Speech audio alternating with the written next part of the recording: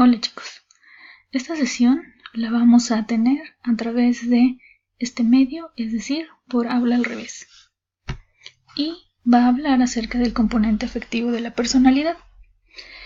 Este componente se enfoca en la parte emocional de la persona y de la personalidad. Se encuentra integrado por la parte instintiva de una persona, es decir, por las emociones, pero también por la parte cognitiva, por los sentimientos y las pasiones del ser humano. Este componente resulta sumamente importante, ya que es la afectividad, la emoción, el sentimiento, las pasiones, lo que le dan el matiz a todo aquello que nos pasa. Es decir, ¿por qué una persona experimenta una ruptura amorosa de diferentes maneras? Si la experiencia es objetiva para todos. Ejemplo, habrá personas que, como lo vemos en la imagen, se sienten liberadas, habrá otras que se sienten destrozadas, habrá otras que terminan una relación, empiezan otra relación inmediatamente.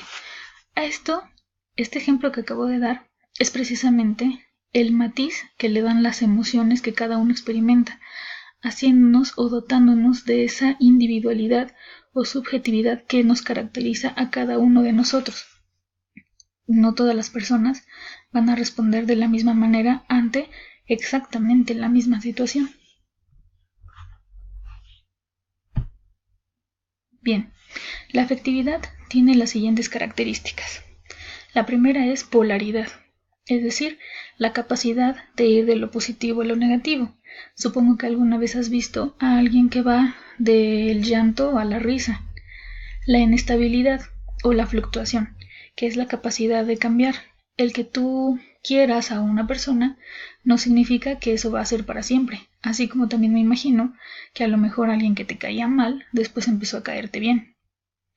La intensidad, que es la fuerza con que nos impactan las experiencias afectivas. No todo el mundo puede sentir de la misma manera. Por ejemplo, con una pareja puede ser que alguno de los dos sienta con más intensidad el amor o el enamoramiento que el otro. Y por último, la repercusión. Esto de la repercusión son los efectos físicos que puede tener una emoción o un sentimiento sobre una persona. Si tú ves a alguien que te gusta, pues tal vez te sientas nervioso y te ruborices. Y en cuanto a los efectos conductuales, si alguien se preocupa por ti, probablemente tú también empieces a preocuparte o sentir afecto por esa persona.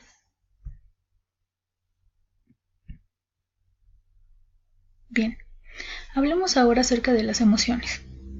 Las emociones son un cúmulo de respuestas químicas y neuronales. Estas respuestas se producen por el cerebro cuando detecta un estímulo emocionalmente competente. ¿A qué se refiere esto?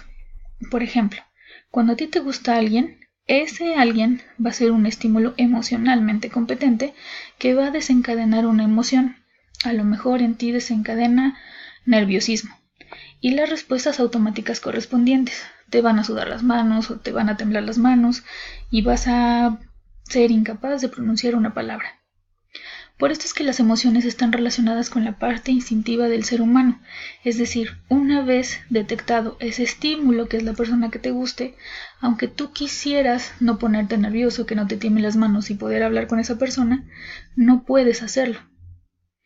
Las emociones pueden provocar también modificaciones físicas, como el enrojecimiento o, al contrario, empalidecer. Movimientos reflejos, por ejemplo, cuando te asustas y brincas. La taquicardia, que es el ritmo cardíaco acelerado. Modificaciones en la respiración. Aumenta la secreción de glucosa, de adrenalina y de bilis. Por ejemplo, estas sustancias pueden estar relacionadas cuando sientes un agujero en el estómago.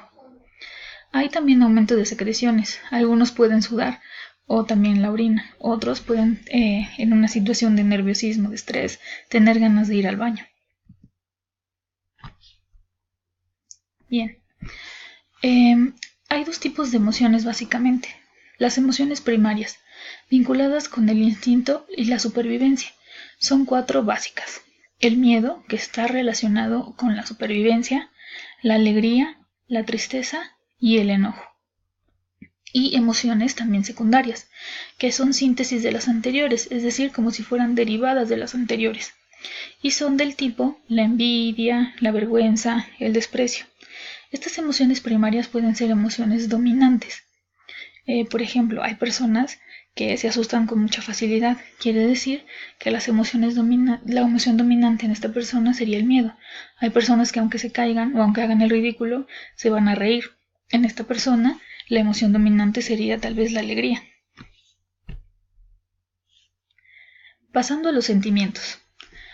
Los sentimientos son procesos afectivos que no son tan intensos como la emoción y tampoco tienen un gran impacto en nuestro organismo o en nuestro físico de la manera en cómo lo hacen las emociones. Y además tienen la característica de que a diferencia de la emoción, estos son duraderos. Se forman en el individuo a través de el pensamiento, es decir, las creencias, las ideas, y también se pueden ver influidos por la experiencia social. Ejemplo, al decir que son procesos significa que lleva tiempo que se vayan formando. Si yo ya tengo la experiencia de haber tenido un mal novio o una mala novia, eso genera creencias e ideas tal vez preconcebidas en mí y va a hacer que yo genere un sentimiento a lo mejor hacia una persona que físicamente no me gusta mucho, pero que encaja con estas ideas o con este proceso que yo he ido llevando y desencadena en un sentimiento de amor o de enamoramiento hacia una persona. Características de los sentimientos son las siguientes. Son subjetivos, lo que decíamos al principio. No todo el mundo puede reaccionar y sentir lo mismo ante el mismo estímulo. Surgen poco a poco, esto se refiere a que es un proceso, promueven conductas éticas o no éticas, ya que también pueden ser positivos o negativos, son de menor intensidad que la emoción, pero de mayor duración. Regresamos a esta parte en la que hablamos de sentimientos positivos. Estos sentimientos positivos obviamente van a provocar o van a orientar la conducta hacia los valores, la cercanía, y los sentimientos negativos que nos van a orientar hacia conductas tal vez poco éticas o no éticas y que también buscan alejarse. Bien, hablando acerca de las pasiones, tienen la característica de que son mucho más intensos o tan intensos como las emociones, pero también tienen la característica de poder ser tan duraderos como las emociones, es decir, pueden ser como un punto intermedio en definición de la intensidad de la emoción, pero con la duración de un sentimiento. Se dice que son muy fuertes, ya que pueden llegar a absorber la vida psíquica de una persona, es decir, pensamientos, emociones, sentimientos, actividades, conductas, todo puede llegar a girar al torno de una pasión. Por eso es que al principio los griegos decían que el estar apasionado era estar enfermo, porque estabas completamente absorbido por algo o por alguien. Uno puede sentirse apasionado por una actividad o por una persona. Tú puedes sentirte apasionado por quien te gusta, tu mamá puede sentirse apasionado por sus hijos, pero también es válido sentirse apasionado por una actividad como el arte, el baile, la danza, el deporte. Eso depende de cada quien. La pasión, cuando es positiva, va a orientar la vida del sujeto a ejercer valores personales, sociales y culturales, como por ejemplo mencionaba el arte. Pero cuando la pasión es negativa, va a orientar al sujeto a la destrucción de otros e incluso a la autodestrucción. No depende de la actividad. Uno podría estar pensando que el deporte siempre va a ser una pasión positiva, pero si lo vemos desde esta perspectiva, puede llegar a ser negativa si te estás autodestruyendo. Bien, como puedes ver, la afectividad es lo que termina por dotarnos de una personalidad en realidad. Además, es lo que nos distingue como seres humanos. Espero que este video haya ayudado a que este tema te quede claro. Por favor, si hay alguna duda, no dudes en escribirla en los comentarios de Edmodo.